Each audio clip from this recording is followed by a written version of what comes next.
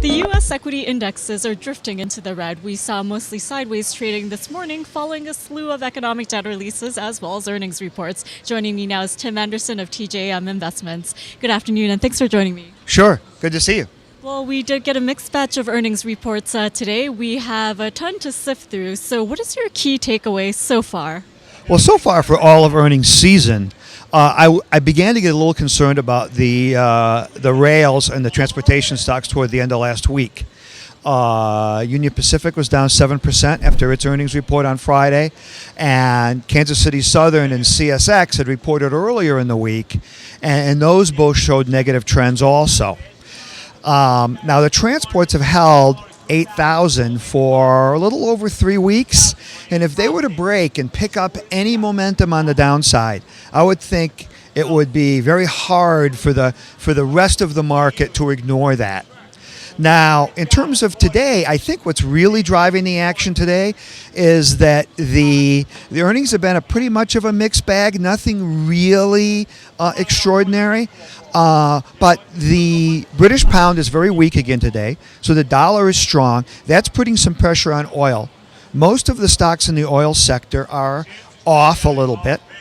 We didn't have any momentum after we broke through a little bit with the crude hitting 52 last week.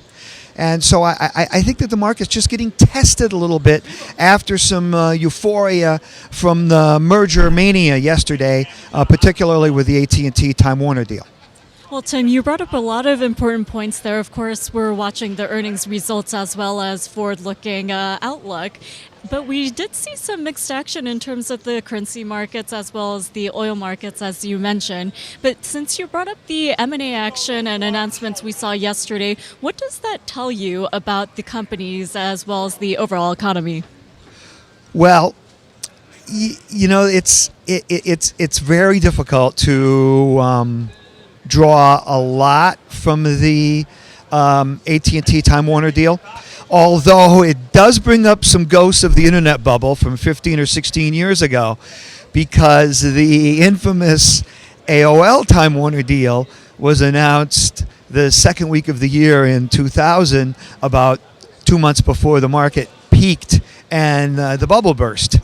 So I did notice that yesterday the market had a pretty good day, but most of the buying really was concentrated in really high beta names like Amazon, Google, Netflix, all had very strong gains, all maybe playing along with that media internet story a little bit.